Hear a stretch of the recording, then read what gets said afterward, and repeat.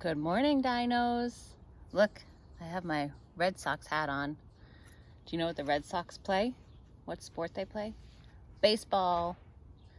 I wanted to wear it because I want to read you this book, this story, Curious George at the Baseball Game. So let's read it. This is George.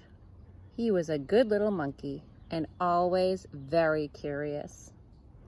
Today, George and the man with the yellow hat were going to the ballpark to watch a baseball game.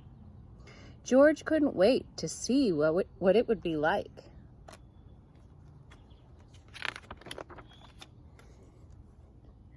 At the baseball stadium, the man with the yellow hat introduced George to his friend, the head coach of the Mudville Miners.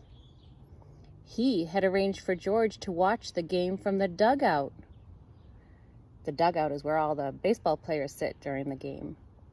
What a treat! George got a Miners cap to wear. Then he sat on the bench with the players. He felt just like part of the team. The players cheered a Miners home run. George cheered too. The players groaned at a Miners strikeout. George groaned too.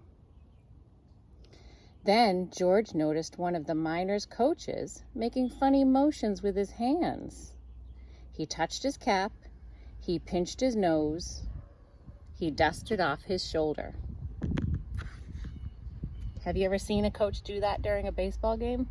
They do signals, different signals to tell the pitcher or the batter what to do. Thought George. Maybe this was another way to cheer on the team. So George made some hand motions too. He tugged at his ear. He rubbed his tummy. He scratched his chin.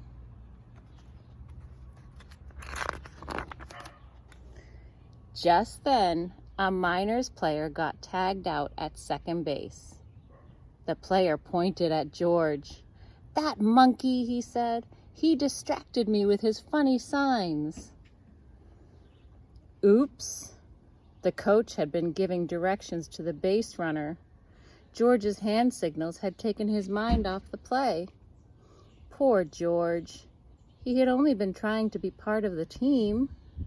Instead, the Miners had lost a chance to score. Oops. George is always getting into trouble, huh? George watched the rest of the game from a stadium seat. Or at least he tried to watch the game. There was so much going on around him. There was food for sale. There were shouting fans. There was a woman holding a big camera. Here she is. The woman pointed her camera at some fans. And look, those fans waved out from the huge screen on the ballpark scoreboard. See? George had never been on TV before. He was very curious. What would it be like to see himself on the big screen? He soon learned the answer. It was exciting. George liked seeing himself up there. "Hey, you," shouted the camera woman. "Cut that out." Uh-oh, George had gotten a little carried away. He ran off with the angry camera woman hot on his heels. In the busy stadium breezeway, George hid behind a popcorn cart. He waited for the camera woman to pass by.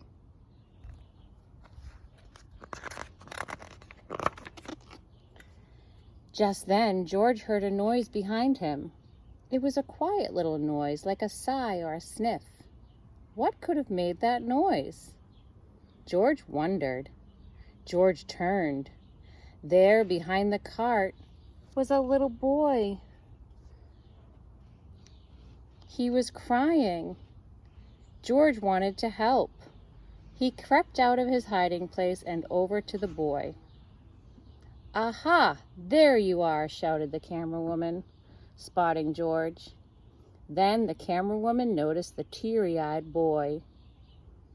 She seemed to forget that she was mad at George. "I'm lost," the boy said. "I can't find my dad." If only there was a way to let the boy's dad know where he was. But there was a way. The camera woman aimed her lens at the little boy, and there he was on the big screen for everyone to see, including his dad.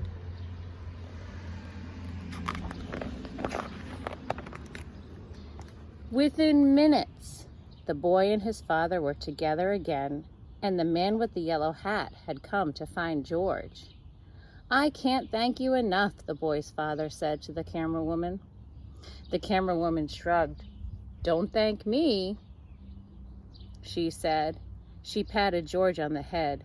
"It was this little fellow who found your son." George was the star of the day. Good job, George, huh? That was an exciting baseball game to go to. See you guys soon.